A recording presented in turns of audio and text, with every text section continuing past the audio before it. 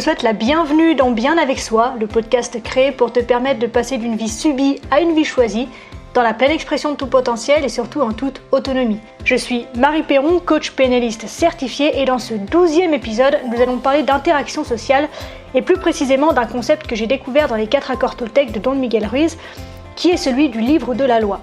Alors ici, je te propose un contenu un peu plus chill que d'habitude, dans le sens où il va être moins technique et moins compliqué à appréhender juste par l'écoute, mais il n'en est pas moins important puisque tu vas découvrir une nouvelle raison pour laquelle peut-être que tes interactions sociales tombent à l'eau avant même que certaines ne commencent.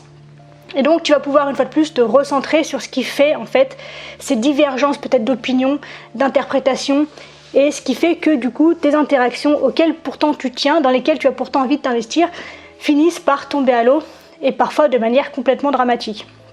Donc le livre de la loi dont j'ai envie de te parler aujourd'hui, c'est aussi ce que d'autres comme Brooke Castillo ou notamment Esther Taïfé, qui est une créatrice de contenu et coach que j'apprécie beaucoup, dont j'apprécie en tout cas le travail, appellent le manuel de bonne conduite. Mais dans ces deux notions, il y a une très légère différence que je vais t'expliquer un petit peu plus loin. Mais pour faire simple, pour l'instant, dans l'ensemble, ça désigne en fait l'ensemble des règles que tu as intégrées à ta façon de penser, d'être et d'agir, que tu considères comme universelles et donc applicables à toutes et à tous. Et donc tu t'échines à les respecter et bien sûr tu t'attends à ce que les autres fassent de même. Et c'est bien là que le bas blesse, parce que si ces personnes n'adoptent pas le comportement auquel tu t'attends, eh bien tu vas punir d'une certaine façon ou d'une autre ces personnes. Donc par exemple, les personnes de la génération de nos grands-parents sont nombreuses à considérer que c'est aux jeunes, par exemple, de prendre de leurs nouvelles. Si les jeunes ne le font pas, elles partent du principe que c'est parce que leurs petits-enfants ne les aiment pas ou ne les considèrent pas. Donc de ce fait, quand les petits-enfants n'appellent pas, elles se font du mal en générant des émotions désagréables comme la tristesse, l'incompréhension ou la colère, et elles punissent ensuite leurs petits-enfants en leur adressant peut-être des reproches cinglants lors de leur prochain appel. Et là, la punition est double puisque frustrés, les petits-enfants se diront je ne vais pas la rappeler parce qu'à chaque fois que je l'appelle, finalement, je m'en prends plein la gueule. Donc, si on inverse un peu les rôles, nous aussi, en tant que petits-enfants, ou enfants d'ailleurs, on a une liste de règles qui les concernent également, et s'ils ne les respectent pas, on les condamne à notre tour, et on se fait du mal à travers des pensées et des émotions qui, de toute évidence, n'arrangent absolument rien. Donc, le manuel de bonne conduite, c'est le recueil de toutes les choses que l'on attend des autres, quels qu'ils soient, que ce soit des proches ou de parfaits inconnus qu'on peut simplement croiser dans la rue. Alors que le livre de la loi, lui, est plutôt orienté vers toi-même. Donc il réunit lui aussi une liste de règles à respecter, mais cette fois-ci, c'est celles qui te concernent toi spécifiquement. Mais en gros, si tu te réfères au manuel du livre de la loi, ça veut dire que tu as un ensemble de règles que tu as intégrées pour toi, que tu t'attends à ce que d'autres comprennent et respectent. Quoi qu'il en soit, l'un comme l'autre trouve son origine dans ton système de croyances. Et donc pour comprendre l'origine de ton système de croyances, je te renvoie à l'épisode 2 du podcast dans lequel je te l'expose de façon détaillée. Mais pour que cet épisode ne t'échappe pas complètement, je vais te le réexpliquer là brièvement. Donc pour faire simple, lors de ta construction psychique et identitaire, tes parents et les personnes responsables de ton éducation te transmettent ce qu'ils ont compris du fonctionnement d'une famille, de la société et plus généralement du monde. Puis, assez vite dans ton évolution, la société vient y mettre son grain de sel, et dès lors, tu comprends très vite et très jeune qu'il y a des parties de toi qu'il vaut mieux enterrer, au risque de ne pas pouvoir t'intégrer et donc d'être rejeté. Et donc, pour contenir tes élans naturels, tu crées peu à peu un cadre dans lequel tu dois te restreindre pour être et t'exprimer, et ce cadre, c'est ce qu'on appelle donc ton système de croyances. Et donc, au cours de ce que Don Miguel Ruiz appelle le processus de domestication, ton système de croyances devient le livre de la loi qui va finir par gouverner ta vie entière. Et donc, quand tu te conformes aux règles de ton livre de la loi, tu te récompenses, et dans le cas contraire, eh bien, tu te punis. À partir de là, ton système de croyances devient ton grand juge intérieur, tout comme tu deviens sa toute première et sa plus grande victime, puisqu'il commence par te juger, par te fustiger, par te castrer, puis par te punir, à travers ton seul intermédiaire. Et donc par ce biais, par ce cadre, tu joues pour toi 3 rôles différents, donc celui du juge, de la victime, et quand on fait un mélange un peu des deux, tu en arrives finalement à jouer le rôle du tyran. Et bien sûr, par l'intermédiaire donc du manuel de bonne conduite, tu tiens les mêmes rôles auprès des autres. Je pense qu'à ce stade, tu peux comprendre pourquoi certaines relations sont donc difficiles, voire impossibles, et prennent la flotte parfois même avant qu'elles n'aient commencé. Parce que nous avons chacun notre livre de la loi que l'on doit, entre guillemets, respecter, mais que personne, absolument personne, n'a le même. Les règles qui régissent ton existence sont complètement différentes des règles qui régissent l'existence des autres. De ce fait, une loi qui pour toi est universelle ne l'est pas pour l'autre. Mais comme vous attendez chacun une chose de l'autre selon vos représentations respectives, et chacun finit par se prendre un mur.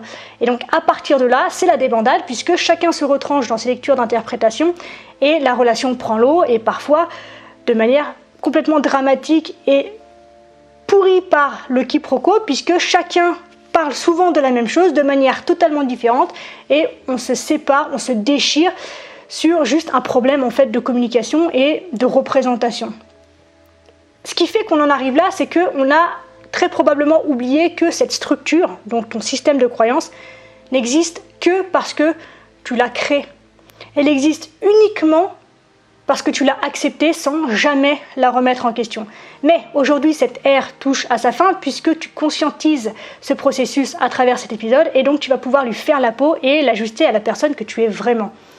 Et quand le livre de la loi aura disparu de ta tête, le juge, la victime et le tyran en disparaîtront à leur tour, et cette nouvelle posture que tu tiendras auprès de toi sera celle que tu pourras tenir auprès des autres. Et donc du coup, de la même façon, le manuel de bonne conduite va pouvoir perdre de sa puissance en toi, et donc tu pourras rendre aux autres, aux personnes qui enrichissent ton environnement, leur propre liberté, leur propre vérité, et ce qu'ils sont, ce qu'ils, elles, sont vraiment. Donc, on s'est transmis des codes de génération en génération afin de pouvoir se faire une place dans une société qui marginalise celles et ceux qui ne les intègrent pas. Paradoxalement, il existe autant de livres de la loi que de personnes sur Terre, ce qui fait déjà pas mal. Et pourtant, écoute-moi bien. Là, c'est très important, tu poses ce que tu fais, tu écoutes ce que je te dis là. Il n'existe aucun livre de la loi, aucun, aussi universel qu'il soit, où le moindre de ses jugements soit vrai.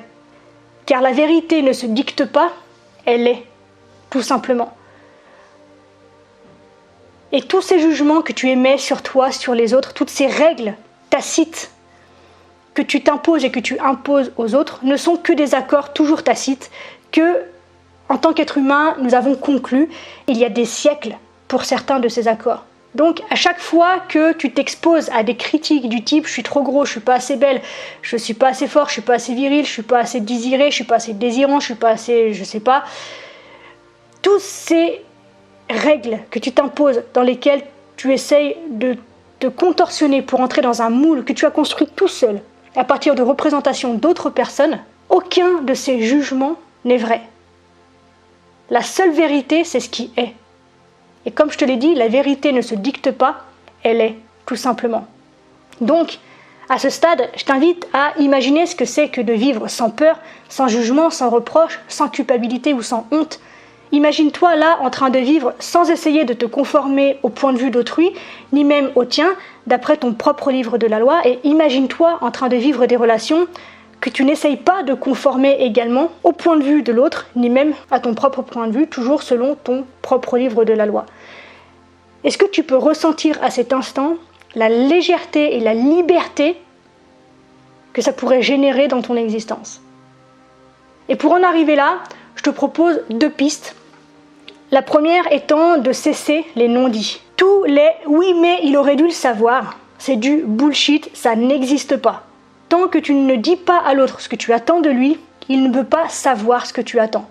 Et on a beaucoup trop tendance à penser que les autres devraient savoir ce qui nous ferait nous sentir bien ou ce qui ferait qu'on aurait des pensées qui nous feraient nous sentir bien. Et du coup, on a appris que socialement, il est normal pour nous d'attendre que les autres fassent ce travail-là pour nous. Et de ce fait, très souvent, on ne va pas communiquer clairement puisqu'on part du principe que c'est clair pour l'autre. Donc première piste, apprends à communiquer. Et dans les 2 sens, c'est-à-dire que quand la personne en face de toi devine, fait quelque chose de bien, c'est génial, c'est chouette, donc fais-lui savoir qu'il ou elle a mis dans le mille afin qu'il ou elle puisse s'en souvenir et recommencer dans l'avenir.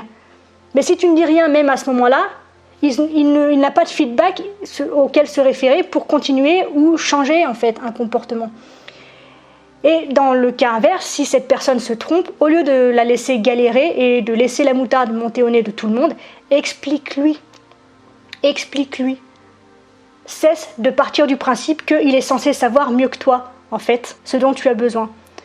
Alors, cette première piste est intéressante puisqu'elle t'oblige à savoir, en fait, quels sont tes besoins et la façon dont tu attends à ce qu'ils soient remplis. Mais, dans ce que je viens de te dire, là, cette dernière phrase, il y a quand même un truc qui me dérange. C'est que si on s'arrête là, j'ai un peu la sensation que l'on donne à l'autre le pouvoir de nous faire nous sentir de telle ou telle manière, alors que tu le sais, je suis partisan de l'indépendance, de l'émancipation et de la liberté. Et ici, du coup, j'en profite pour te rappeler que les circonstances sont neutres, comme on l'a vu ensemble dans l'épisode 7. Donc, si tu te dis que telle ou telle personne, par exemple, t'a trahi ou t'a fait du mal, c'est ce que toi, tu choisis de te dire et qui donc te fait te sentir mal. Rien d'autre. Et donc du coup, la seconde piste que j'ai envie de te proposer est celle de l'écoute de soi. Et donc elle va venir compléter en fait celle que je t'ai proposée dans un premier temps. Donc l'écoute de soi. Est-ce que toi, tu connais tes besoins? Est-ce que tu sais comment y répondre? Et si ce n'est pas le cas, comment espères-tu que d'autres qui, par définition, ne sont pas toi, comprennent comment le faire? Ils ont déjà suffisamment de mal à identifier sûrement ce dont eux-mêmes ont besoin, alors leur rajouter cette responsabilité en plus, c'est presque cruel en fait, et c'est bien trop lourd à porter pour les personnes qui t'entourent. Donc je me permets de te le rappeler encore une fois, personne ne peut te faire te sentir de telle ou telle manière. Tu es la seule personne à avoir ce pouvoir sur toi. Donc la question à laquelle je t'invite à répondre maintenant, c'est comment est-ce que je peux combler ce besoin que j'ai identifié moi-même? Une fois que tu as la réponse, agis. Et de cette façon, libère-toi de tes attentes et libère les autres de leurs devoirs dont ils ne savent absolument rien en fait. Parce que la vérité, si tu fais cet exercice régulièrement et que tu apprends à te connaître, à t'écouter et à te nourrir en autonomie, tu vas te rendre compte que tu as rarement des besoins que tu ne peux pas combler par toi-même. Donc plutôt que de vouloir changer les circonstances ou le comportement des gens qui t'entourent, apprends à être dans ta vérité et à l'exprimer clairement, tant pour toi que pour les autres. Personne n'a aucun pouvoir sur toi et tu n'as de pouvoir sur personne. Malheureusement, c'est ce qu'insinue justement ce manuel de bonne conduite que tu trimbales partout comme un boulet et qui te fait t'éloigner de ton authenticité et de ton pouvoir. Il t'empêche de prendre la place qui est véritablement la tienne puisque tu te mures dans un mensonge à échelle humaine qui t'empêche de voir justement la vérité qui est, qui ne se dicte pas. Elle est juste là et elle se suit, point barre. Donc, n'oublie pas qui tu es. Il te faut maintenant reprendre ta place dans le cycle de la vie. Et pour cela, je ne vais pas te dire que tu es mon fils et que c'est toi le roi. Par contre, je te dis que tu es la personne la plus importante de ta vie et qu'à ce titre, c'est toi qui es responsable de ce que tu vis et de ce que tu es. Alors, apprends à te connaître, à t'aimer et à te respecter dans tes besoins, tes valeurs, tes limites et tes désirs. Comme le dit l'adage, on n'est jamais mieux servi que par soi-même. Alors voue-toi corps et âme à ton propre bonheur et laisse les autres te surprendre. Voilà pour aujourd'hui. Donc comme d'habitude, n'hésite pas à réécouter cet épisode pour en saisir toutes les notions, bien qu'il soit moins technique comme je te l'ai dit que les précédents.